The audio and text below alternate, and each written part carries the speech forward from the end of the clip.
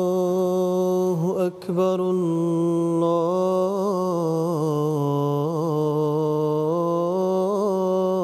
الله أكبر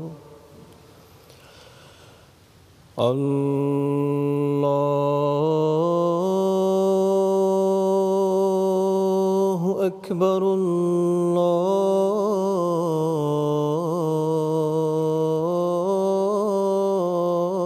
الله أكبر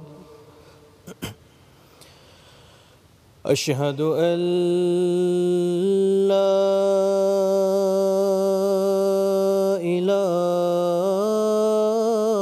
إله إلا الله أشهد أن لا إله إلا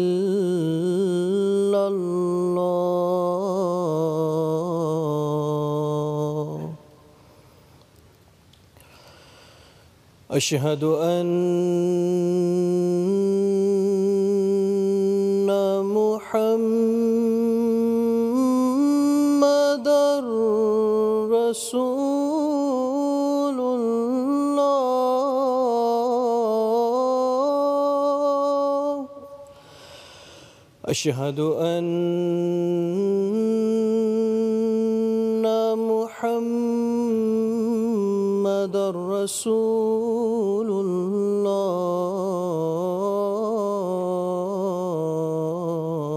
الله حي على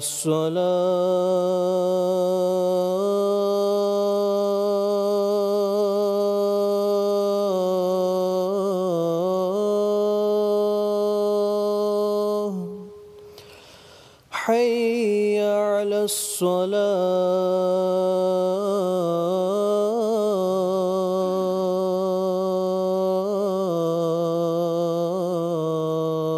الصلاة حي على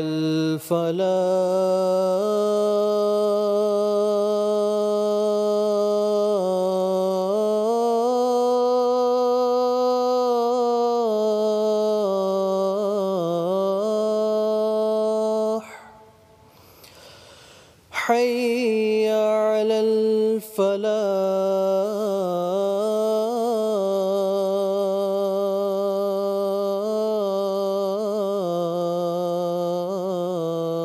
الفلاح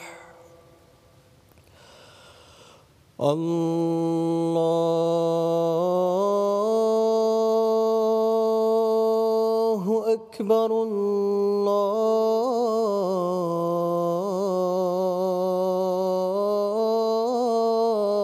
الله أكبر لا إله إلا الله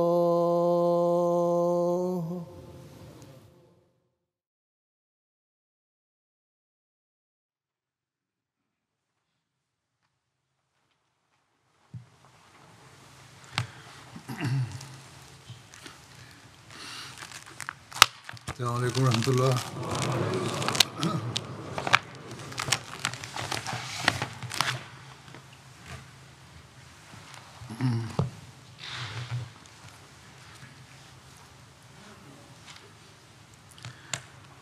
أشهد أن لا إله إلا الله وحده لا شريك له وأشهد أن محمدًا عبده ورسوله أما بعد فأعوذ بالله من الشيطان الرجيم بسم الله الرحمن الرحيم الحمد لله رب العالمين الرحمن الرحيم مالك يوم الدين إياك نعبد وإياك نستعين اهدنا الصراط المستقيم صراط الذين أنعمت عليهم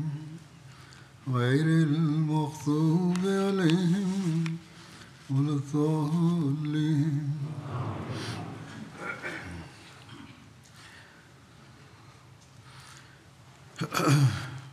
Di perang Ahzab, setelah Bani Quraiza melanggar perjanjian, terjadilah pengepungan pada benteng mereka untuk memberikan hukuman atas pengkhianatan dan kerugian yang mereka timbulkan terhadap umat Islam. Rinciannya adalah, ketika pengepungan semakin ketat, Bani Quraiza keluar dari benteng mereka untuk menerima keputusan Rasulullah SAW. Mengenai berapa lama pengepungan ini berlangsung, ada beberapa riwayat yang berbeda. Beberapa riwayat menyebutkan 10 hari, ada yang menyebutkan 15 hari, 14 hari, dan ada pula yang menyebut 25 hari. Hazrat Mirza Bashir Ahmad Sahib, setelah mengkaji berbagai riwayat sejarah, menyimpulkan bahwa pengepungan ini berlangsung kurang lebih 20 hari.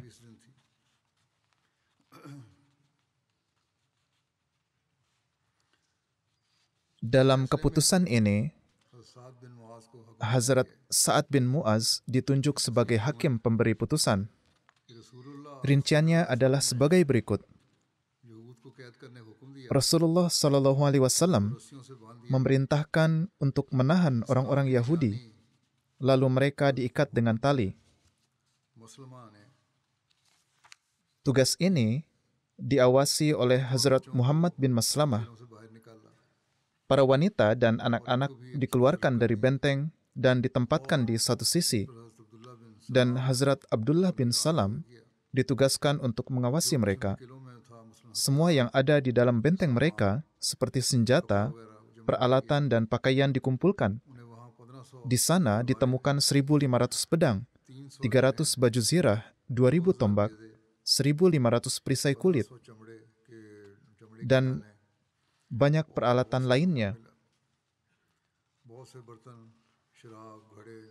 Banyak periuk, minuman keras, dan barang-barang memabukkan yang ditemukan. Lalu semua itu dibuang, serta banyak unta dan hewan lainnya yang semuanya dikumpulkan. Para pembesar suku Aus menghadap Rasulullah SAW dan berkata, "Wahai Rasulullah SAW, Bani Quraiza adalah sekutu kami. Mereka telah menyesal dan gelisah karena pengkhianatan mereka. Maka maafkanlah mereka demi kami."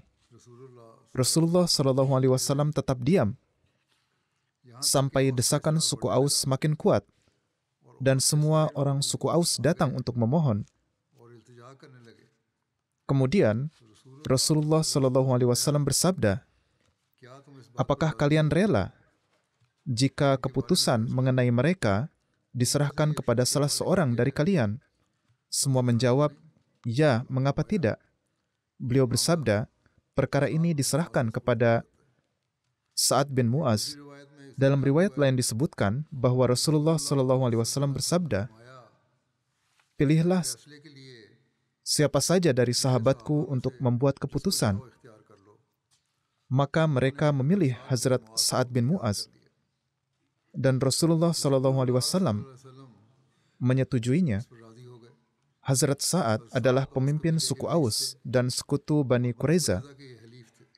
Karenanya, orang-orang suku Aus tidak hanya puas, tetapi juga senang, karena mereka mengira urusan ini sekarang ada di tangan mereka. Dan tradisi Arab adalah menjaga kesetiaan dengan sekutu. Namun, takdir Allah telah menentukan keputusan yang berbeda, dan hati Hazrat Sa'ad yang suci dan ikhlas telah mengutamakan Allah dan Rasul-Nya Sallallahu Alaihi Wasallam di atas semua hubungan dan ikatan. Pada waktu itu, Hazrat Sa'ad berada di tenda Rafidah Aslamiyah di Masjid Madinah. Rafidah adalah seorang yang merawat orang-orang yang terluka dan berada di suatu tenda di masjid. Rasulullah Sallallahu Alaihi Wasallam menempatkan Hazrat Sa'ad di tenda ini agar perawatan dan kunjungan kepada yang terluka bisa dilakukan dengan mudah.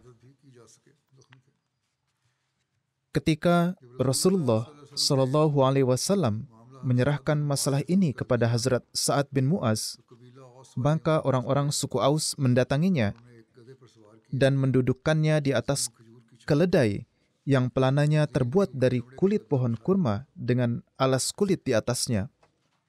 Tali kekangnya juga terbuat dari tali serat kurma. Hazrat Sa'ad adalah seorang pemuda yang berbadan besar.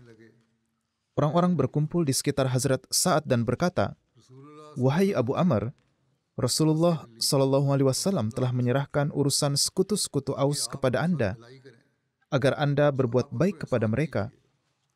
Oleh karena itu, berbuat baiklah kepada mereka." Semakin banyak orang berkumpul, akan tetapi Hazrat Sa'ad tetap diam. Ketika desakan orang-orang semakin kuat, Hazrat Sa'ad bersabda, "Sekarang telah tiba waktunya bagiku untuk tidak mempedulikan celaan orang yang mencela dalam urusan Allah Ta'ala."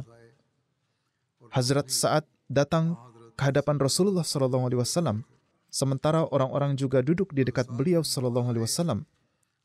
Dalam riwayat Bukhari dan Muslim disebutkan bahwa ketika Hazrat Sa'ad bin Mu'az mendekati masjid tempat Rasulullah SAW berada, yang telah disiapkan untuk sholat selama pengepungan Bani Quraiza, maka melihat kedatangannya, Rasulullah SAW bersabda, "Berdirilah untuk menghormati pemimpin kalian." Dalam riwayat lain disebutkan bahwa beliau bersabda, "Berdirilah untuk orang terbaik kalian." Orang-orang Banu Abdul Ash'al berkata, "Kami berbaris dalam dua barisan untuk menyambut Sa'ad. Setiap orang dari kami mengucapkan selamat datang kepadanya hingga ia sampai di hadapan Rasulullah SAW. Rasulullah SAW bersabda, 'Wahai Sa'ad, putuskanlah perkara di antara mereka.' Sa'ad menjawab, 'Allah dan Rasul-Nya lebih berhak untuk memberikan keputusan.' Rasulullah SAW bersabda, 'Sesungguhnya Allah telah memerintahkanmu untuk memutuskan perkara mereka.' Orang-orang suku Aus berkata, 'Wahai Abu Amr, Rasulullah telah menyerahkan keputusan tentang sekutu-sekutu Anda kepada Anda. Maka perlakukanlah mereka dengan baik dan pertimbangkanlah kesulitan mereka.' Hazrat Sa'ad bersabda, 'Apakah kalian akan menerima keputusanku tentang Bani Quraiza?' Mereka menjawab, 'Ya, kami telah setuju dengan keputusan Anda, bahkan semenjak Anda tidak ada di antara kami. Yakni saat Anda tidak ada pun, kami telah mengusulkan nama Anda. Kami memberikan kuasa kepada Anda dan berharap Anda akan berbuat baik kepada kami, sebagaimana yang telah dilakukan kepada sekutu Bani Kainuka. Andalah pilihan kami, dan kami sangat membutuhkan keputusanmu hari ini.' Hazrat Sa'ad bersabda, 'Saya akan berusaha sebaik mungkin.' Orang-orang bertanya, apa maksud perkataan beliau itu? Hazrat Sa'ad bersabda, 'Aku bersumpah demi Allah, apakah keputusanku akan dilaksanakan?' Untuk memastikan, beliau bertanya lagi untuk kedua kalinya, dan mereka menjawab, 'Ya.' Kemudian Hazrat Sa'ad menghadap ke arah di mana Rasulullah SAW berada, karena rasa hormat pada keluhuran Rasulullah SAW. Hazrat Sa'ad tidak berbicara langsung kepada Rasulullah SAW, tetapi berkata sambil mengisyaratkan ke arah beliau, "Dan apakah mereka yang duduk di sana juga berjanji?" Rasulullah SAW dan yang lainnya menjawab, "Ya." Lalu Hazrat Sa'ad bersabda, "Aku memutuskan bahwa laki-laki dewasa mereka dihukum mati, wanita dan anak-anak ditawan, harta mereka dibagikan, dan rumah-rumah mereka diberikan kepada kaum muhajirin, bukan kepada Ansar." Kaum Ansar berkata, "Kami adalah saudara mereka dan telah bersama mereka." Hazrat Sa'ad menjawab, "Aku ingin mereka, yakni muhajirin, menjadi mandiri dari kalian." Rasulullah SAW bersabda, "Sa'ad, keputusanmu adalah sesuai dengan keputusan Allah yang telah ditetapkan di atas 7 langit." Dalam sebuah riwayat disebutkan bahwa Rasulullah SAW bersabda tentang keputusan Hazrat Sa'ad, "Malaikat telah memberitahuku tentang keputusan ini di waktu sahur." Hazrat Mirza Bashir Ahmad Sahib menulis rincian hal ini sebagai berikut. Setelah pengepungan selama kurang lebih 20 hari, orang-orang Yahudi yang buruk ini akhirnya setuju untuk keluar dari benteng mereka dengan menerima keputusan seseorang yang, meskipun adalah sekutu mereka, ia tidak menaruh belas kasihan di hatinya terhadap mereka karena akibat tindakan-tindakan mereka. Meskipun ia, yaitu Hazrat Sa'ad, adalah perwujudan keadilan, dalam hatinya tidak ada kelembutan dan kasih sayang seperti yang dimiliki oleh Sang Rahmatan lil Alamin. Rinciannya adalah, suku Aus adalah sekutu lama Bani Quraiza, dan pada waktu itu pemimpin suku ini adalah Sa'ad bin Mu'az, yang terluka dalam perang Khandak dan sedang dalam perawatan di halaman masjid. Sa'ad datang dengan menunggang kendaraan, dan di jalan, beberapa orang dari suku Aus berulang kali memohon kepadanya dengan mengatakan bahwa Quraiza adalah sekutu mereka, dan sebagaimana Khazraj telah bersikap lembut terhadap sekutu mereka, yaitu Bani Kainuka, mereka meminta Sa'ad juga untuk bersikap lunak terhadap Bani Quraiza dan tidak memberikan hukuman yang berat. Hazrat Sa'ad bin Mu'az awalnya mendengarkan mereka dalam diam, tetapi ketika desakan mereka semakin kuat, Sa'ad berkata bahwa ini adalah saat di mana ia tidak bisa mempedulikan celaan siapapun dalam urusan kebenaran dan keadilan. Mendengar jawaban ini, orang-orang pun terdiam. Ketika Hazrat Sa'ad mendekati Rasulullah SAW,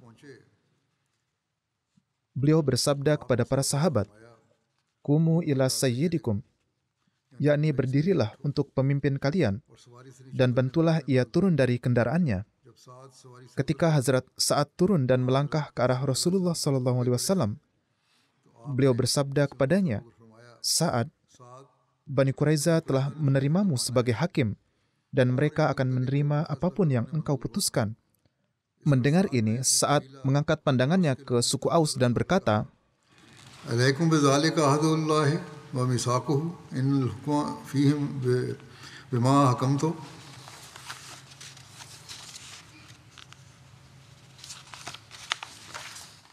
"Apakah kalian berjanji dengan nama Allah bahwa kalian akan menaati keputusan apapun yang aku buat tentang Bani Quraiza?" Mereka menjawab, "Ya, kami berjanji." Kemudian Sa'ad menunjuk ke arah di mana Rasulullah SAW duduk dan berkata, "Wa ala man hahuna." Dan apakah orang-orang yang duduk di sini juga berjanji akan menaati keputusanku? Rasulullah SAW menjawab, "Ya, aku berjanji." Setelah perjanjian ini, Hazrat Sa'ad mengumumkan keputusannya bahwa para tentara Bani Quraiza harus dihukum mati, wanita dan anak-anak mereka ditawan, dan harta mereka dibagikan di antara kaum muslim. Ketika Rasulullah SAW mendengar keputusan ini, beliau bersabda, "Laqad hakamta bihukmillah." Sungguh engkau telah memberikan keputusan yang sesuai dengan hukum Allah.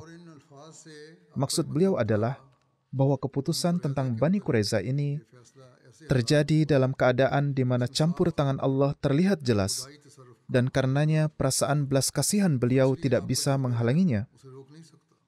Ini memang benar, karena rangkaian kejadian yaitu Bani Quraiza memanggil Abu Lubabah untuk meminta nasihat, kemudian ucapan tidak berdasar yang keluar dari mulut Abu Lubabah, kemudian penolakan Bani Quraiza untuk menerima keputusan Rasulullah SAW, lalu pemilihan Sa'ad bin Mu'az sebagai hakim karena mengira bahwa sebagai sekutunya ia akan bersikap lunak, kemudian adanya keteguhan Sa'ad dalam kebenaran dan keadilan hingga menghilangkan semua rasa kesukuan, dan akhirnya permintaan Sa'ad akan janji teguh dari Rasulullah SAW bahwa keputusannya akan dilaksanakan. Semua ini tidaklah mungkin suatu kebetulan, dan pasti ada takdir Allah Ta'ala di baliknya. Dan ini adalah keputusan Allah, bukan keputusan Sa'ad semata. Mengenai pelaksanaan keputusan Hazrat Sa'ad bin Mu'az, dituliskan bahwa setelah keputusan dibuat, Rasulullah SAW kembali ke Madinah pada hari Kamis, tanggal 9 Zulhijjah. Dalam riwayat lain disebutkan, beliau kembali pada tanggal 5 Zulhijjah. Ibnu Sa'ad menulis, Rasulullah SAW kembali ke Madinah pada hari Kamis, tanggal 7 Zulhijjah. Tentang para tawanan, diperintahkan untuk membawa mereka ke Madinah. Sesuai perintah Rasulullah SAW, para tawanan laki-laki dibawa ke rumah Usama bin Zaid, sedangkan wanita dan anak-anak dibawa ke rumah Hazrat Ramlah binti Haris. Ada juga yang mengatakan bahwa mereka semua ditahan di rumah Hazrat Ramlah binti Haris. Rasulullah SAW memerintahkan untuk membawakan kurma bagi mereka, dan kurma itu disebarkan di tanah. Orang-orang membawa kurma dalam jumlah yang sangat banyak, dan sepanjang malam orang-orang Yahudi makan dengan leluasa.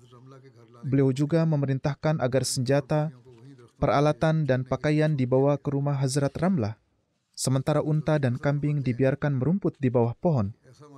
Hazrat Mirza Bashir Ahmad bersabda, tampaknya karena pengkhianatan, pemberontakan, fitnah, kekacauan, dan pertumpahan darah yang dilakukan Bani Quraiza, pengadilan ilahi telah memutuskan bahwa para tentara mereka harus dilenyapkan dari dunia. Bahkan sejak awal, wahyu yang diterima oleh Rasulullah SAW tentang peperangan ini menunjukkan bahwa ini adalah takdir ilahi. Namun Allah Ta'ala tidak menghendaki keputusan ini dijalankan langsung melalui Rasulnya. Maka dengan berbagai cara gaib, Allah Ta'ala menjaga Rasulullah SAW tetap terpisah dan membuat pengumuman keputusan melalui Sa'ad bin Mu'az. Keputusan ini dibuat sedemikian rupa sehingga Rasulullah SAW tidak bisa campur tangan, karena Rasulullah SAW telah berjanji bahwa beliau akan menjalankan apapun keputusan yang diberikan oleh Hazrat Sa'ad bin Mu'az.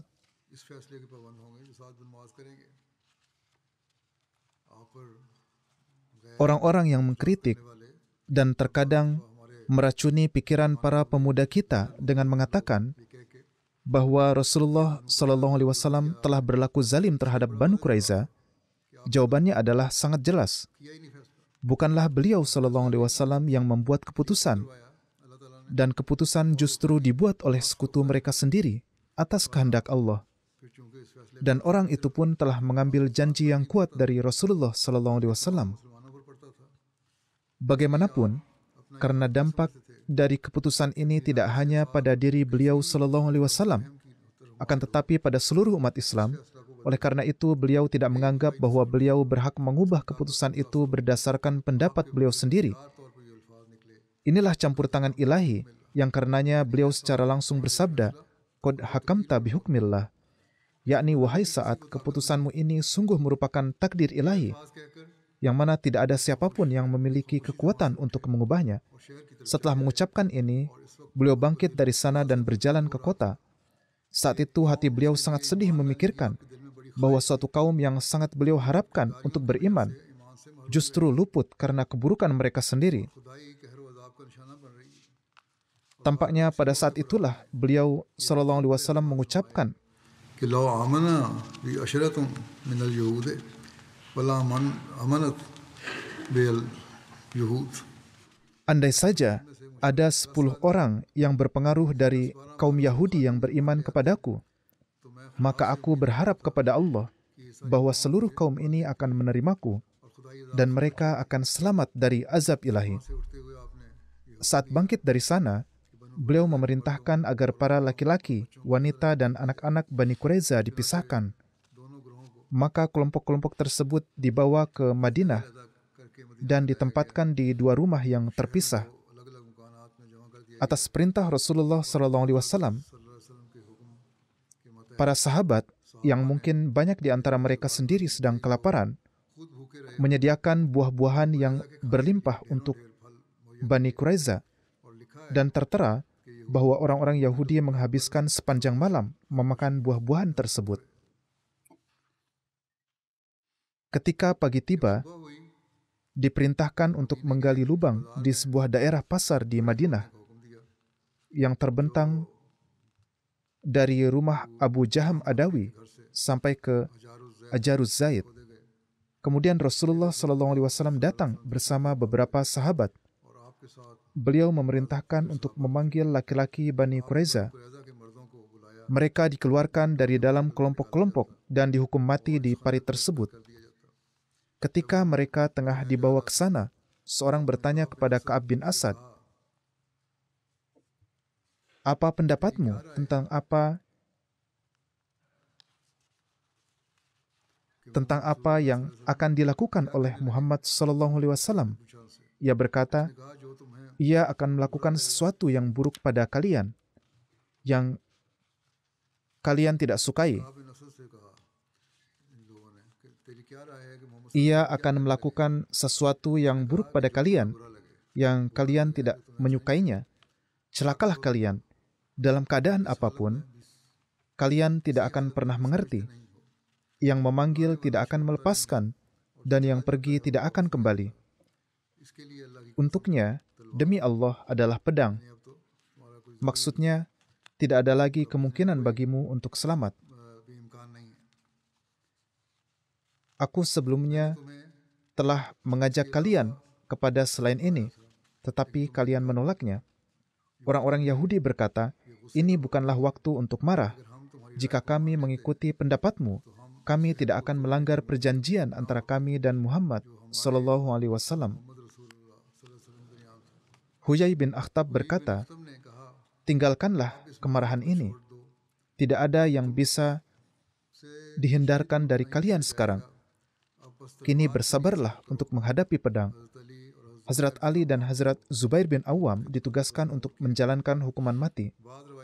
Menurut beberapa riwayat, beberapa tawanan dibagikan kepada sejumlah sahabat untuk dihukum mati. Hazrat Mirza Bashir Ahmad Sahib menulis rinciannya sebagai berikut. Keesokan harinya, di waktu pagi, keputusan Sa'ad bin Mu'az akan dilaksanakan. Rasulullah SAW menunjuk beberapa orang yang telah siap untuk menjalankan tugas ini. Dan beliau sendiri sudah berada di suatu tempat di dekat itu, agar bisa segera memberi petunjuk jika diperlukan selama pelaksanaan hukuman. Juga jika ada permohonan pengampunan untuk seseorang terhukum, beliau bisa segera memberi keputusan, karena meskipun keputusan saat tidak bisa diajukan banding secara hukum kepada beliau, namun sebagai pemimpin atau kepala negara, beliau SAW bisa mendengar permohonan pengampunan untuk orang tertentu berdasarkan alasan yang khusus. Beliau SAW pun atas dasar rasa belas kasih juga memerintahkan agar para terhukum menjalani hukuman satu persatu, yaitu ketika satu orang menjalani hukuman, terhukum lain tidak boleh hadir. Maka setiap terhukum pun dibawa satu persatu dan menjalani hukuman mati sesuai keputusan Hazrat Sa'ad bin Mu'az.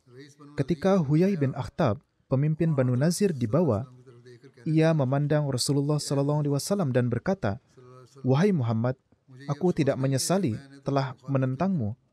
Tetapi siapa yang meninggalkan Allah, Allah pun akan meninggalkannya." Kemudian ia memandang orang-orang dan berkata, "Tidak ada yang bisa dilakukan di hadapan perintah Allah. Ini adalah perintah darinya dan adalah takdir darinya."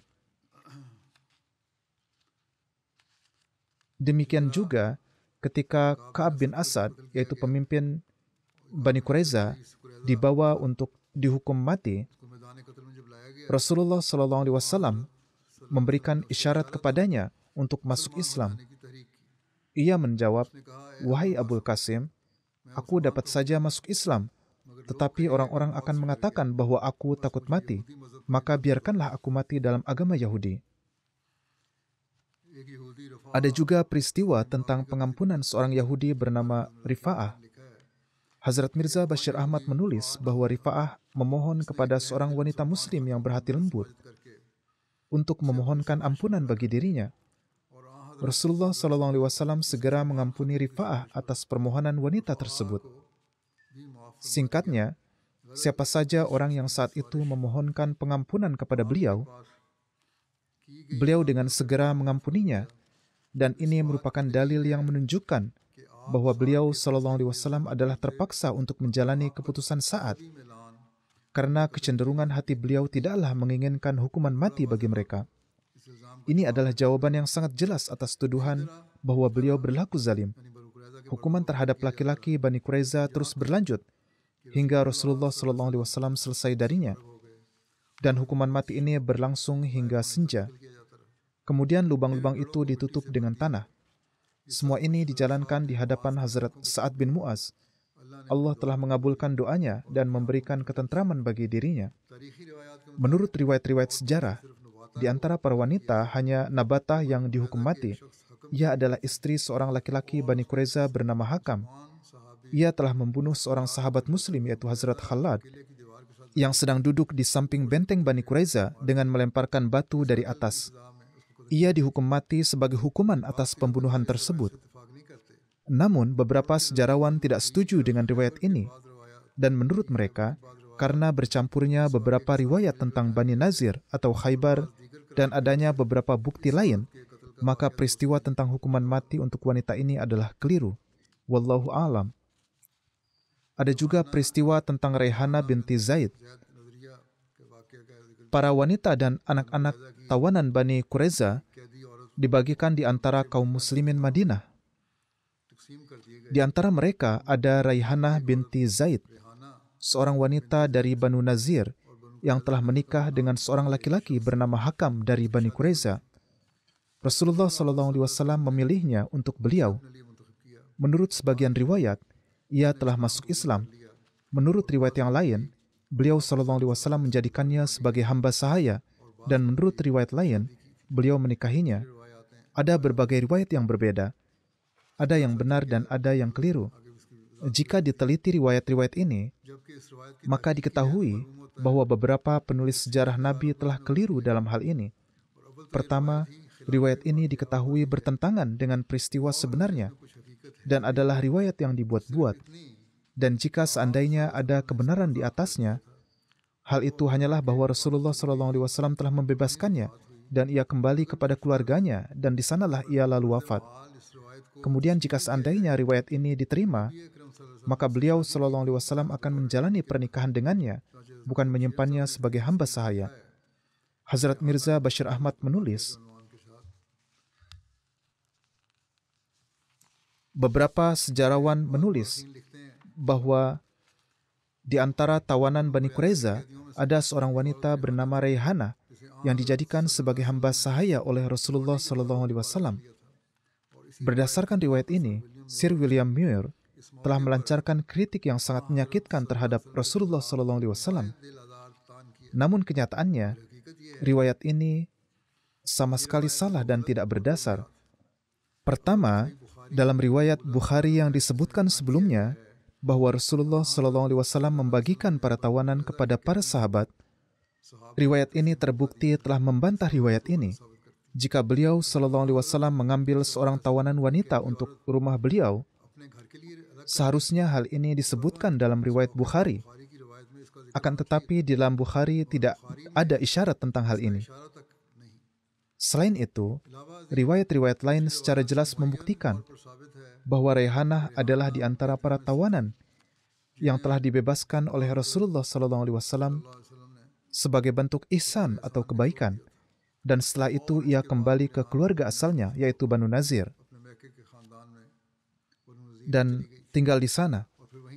Allamah Ibnu Hajar, salah seorang peneliti Islam yang terkemuka, menganggap riwayat ini sebagai benar. Akan tetapi, jika ini diterima bahwa Rasulullah SAW mengambil Raihanah dalam perlindungan beliau, maka ia pasti menjadi istri beliau, bukan sebagai hamba sahaya. Oleh karena itu, kebanyakan sejarawan yang meriwayatkan bahwa Rasulullah SAW mengambilnya dalam perlindungan beliau juga menegaskan bahwa beliau membebaskan dan menikahinya. Ibnu Sa'ad mengutip satu riwayat yang langsung dari ucapan Raihanah, yaitu Raihanah menjelaskan, Rasulullah SAW membebaskanku, dan setelah aku masuk Islam, beliau menikahiku dengan mahar sejumlah 12 auqiyah, 40 dirham. Ibnu Sa'ad secara tegas menolak riwayat lain yang dijadikan dasar oleh Sir William Muir sebagai riwayat yang keliru dan bertentangan dengan kenyataan yang terjadi. Alhasil, ini termasuk dalam riwayat-riwayat yang diragukan dan tertera bahwa inilah hasil penelitian dari para ilmuwan sejarah. Jadi, pertama, sebagaimana telah terbukti dari riwayat Bukhari dan telah dijelaskan juga, Rasulullah SAW tidaklah mengambil Raihanah di bawah kepemilikan beliau, tetapi adalah membebaskannya. Lalu kemudian Raihanah pergi ke keluarganya dan ia tinggal di sana. Kedua, jika riwayat ini diterima, yaitu Rasulullah SAW mengambil Raihanah di bawah perlindungan beliau, maka saat itu pun Rasulullah SAW pasti membebaskannya lalu menikahinya, dan beliau tidak menyimpannya sebagai hamba sahaya, seperti halnya telah dijelaskan dalam riwayat Raihanah sendiri, yang juga ini dikutip oleh beberapa orang. Sejauh mana ini benar, Allah yang Maha mengetahui. Selain itu, hal ini pun harus diingat bahwa nama Raihanah dan silsilah keturunannya dan nama kabilah asalnya adalah berbeda-beda dalam berbagai riwayat, sehingga bahkan keraguan akan keberadaan wujudnya pun tampak dianggap bukan tidak masuk akal. Khususnya saat menitik beratkan hal ini bahwa ia dikatakan sebagai istri dari seorang sosok yang paling bersejarah di dunia ini. Wallahu a'lam. Mengenai pembagian harta ganimah, rinciannya adalah sebagai berikut. Ketika harta ganimah dikumpulkan, Rasulullah SAW membagikan bagian kurma-kurma. Di dalam pertempuran ini ada sekitar 36 kuda. Satu kuda dibagi menjadi 2 bagian. Prajurit penunggang kuda mendapatkan 1 bagian, sementara prajurit biasa diputuskan mendapat 1 bagian. Ada 1.000 wanita dan anak-anak yang menjadi tawanan. Sebelum membagikan harta ganimah, Rasulullah SAW terlebih dahulu mengeluarkan harta khumusnya. Para tawanan dibagi menjadi 5 bagian, dan darinya harta khumus dikeluarkan. Beliau membebaskan di antara mereka, menghibahkannya dan menjadikannya sebagai khadim atau pelayan. Demikian juga untuk buah-buahan kurma, beliau mengeluarkan harta khumus lalu membagikannya. Beliau menetapkan setiap bagian kurmanya setelah mengeluarkan khumusnya, yaitu bagi setiap bagian khumus yang beliau keluarkan, beliau menetapkan Hazrat Muhaimah bin Jaza sebagai pengawasnya. Kemudian beliau membagikan 4 bagian lainnya kepada para sahabat. Rasulullah SAW juga memberikan bagian ini kepada para wanita yang ikut serta di pertempuran. Di antara para wanita itu ada Hazrat Safiyah binti Abdul Muttalib, Hazrat Ummu Ammarah, Hazrat Ummu Sulaid, Hazrat Ummu Al-Ah Ansari, Hazrat Samirah binti Qais, Hazrat Ummu Sa'ad, dan Hazrat Kabsyah binti Rafi. Rasulullah SAW mengirim Hazrat Sa'ad bin Ubadah bersama sekelompok sahabat untuk menjual harta khumus dan juga para tawanan menuju Syam. Dan sebagai gantinya, mereka diperintahkan untuk membeli persenjataan dan kuda. Di dalam satu riwayat tertera bahwa Hazrat Utsman bin Affan dan Hazrat Abdurrahman bin Auf membeli sebagian darinya. Namun ada satu pendapat juga bahwa semua tawanan tersebut ditempatkan di Madinah. dan tidak dikirim ke tempat lain. Lalu para tawanan tersebut secara berangsur-angsur dibebaskan oleh beliau Sallallahu Alaihi Wasallam sebagai bentuk perlakuan ihsan beliau. Berkenaan dengan hal ini, Hazrat Mirza Bashir Ahmad Sahib melakukan penelitian dari berbagai kitab sejarah. Beliau bersabda mengenai anak-anak dan para wanita yang ditawan sesuai keputusan saat. Beberapa riwayat menunjukkan bahwa Rasulullah Sallallahu Alaihi Wasallam mengirim mereka ke Najd, di mana beberapa suku Najd membayar tebusan untuk membebaskan mereka. Dan dengan uang ini, kaum muslim memberi kuda dan senjata untuk keperluan perang mereka. Jika ini benar terjadi, hal ini tidak mengherankan karena suku-suku Najd dan Bani Quraiza adalah sekutu. Dan hanya beberapa hari sebelum pertempuran Quraiza, mereka telah berperang bersama melawan kaum muslim dalam perang Ahzab. Dan sebenarnya atas hasutan orang-orang Najd inilah Bani Quraiza pun memilih untuk mengadakan pemberontakan melawan Rasulullah SAW. Oleh karena itu, jika orang-orang Najd berkeinginan untuk membebaskan para tawanan Bani Quraiza yang adalah sekutunya, maka ini bukanlah suatu hal yang mengherankan. Namun riwayat-riwayat yang sahih menunjukkan bahwa para tawanan ini tetap berada di Madinah dan mereka tidak pergi kemana-mana. Rasulullah SAW membagi mereka di antara para sahabat untuk diawasi sebagaimana mestinya. Kemudian sebagian dari mereka memperoleh kebebasan dengan membayar tebusan, dan sebagian lain dibebaskan oleh Rasulullah SAW sebagai bentuk ihsan atau kebaikan. Setelah itu, secara perlahan-lahan, dengan senang hati mereka memilih masuk Islam. Di antara mereka itu, yang namanya tercatat dalam sejarah adalah Atiyah Qurazi, Abdullah bin Zubair bin Batia, Ka'ab bin Salim, dan Muhammad bin Ka'ab. Mereka semua masuk Islam. Dan yang terakhir disebutkan, yakni Muhammad bin Ka'ab, kelak menjadi seorang muslim yang sangat terkemuka. Entah para wanita tawanan ini dibagikan atau dijual, pada kesempatan itu, Rasulullah SAW memberikan perintah yang adalah layak untuk ditulis dengan tinta emas sejarah sebagai bukti luasnya kasih sayang beliau dan ihsan beliau terhadap para wanita. Beliau bersabda bahwa siapapun wanita yang dibagikan atau dijual, jika ia memiliki anak laki-laki atau perempuan yang masih kecil, mereka tidak boleh dipisahkan sampai anak itu dewasa. Begitu juga jika ada dua saudari yang masih kecil, mereka tidak boleh dipisahkan sampai dewasa. Inilah suri teladan dari sosok rahmatan lil alamin dan ihsan beliau terhadap para wanita, tawanan dan bahkan musuh-musuh beliau. Namun, bagaimana keadaan umat Islam sekarang ini? Mereka atas nama Allah dan Rasul-Nya mengusir orang-orang dari rumah mereka, mengeluarkan mereka, membunuh mereka, dan akibatnya seperti inilah yang terjadi, yakni kehormatan umat Islam sendiri menjadi hilang. Semoga Allah Ta'ala memberikan akal dan pemahaman kepada umat Islam ini.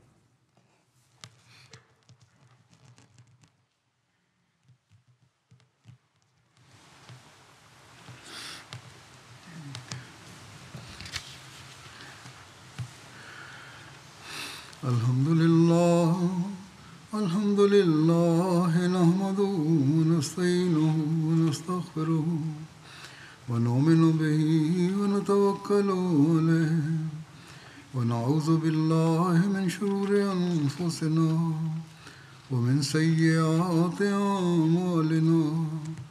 Man yahdihillahu fala mudilla lahu wa man yudlilhu fala hadiya lahu. ونشهد أن لا إله إلا الله ونشهد أن محمدا عبده ورسوله. عباد الله رحمكم الله إن الله يأمر بالعدل والإحسان وإيتاء ذي القربى وينهى عن الفحشاء والمنكر والبغي يعظكم لعلكم تذكرون. اذكروا الله يذكركم وادعوه يستجب لكم ولذكر الله أكبر.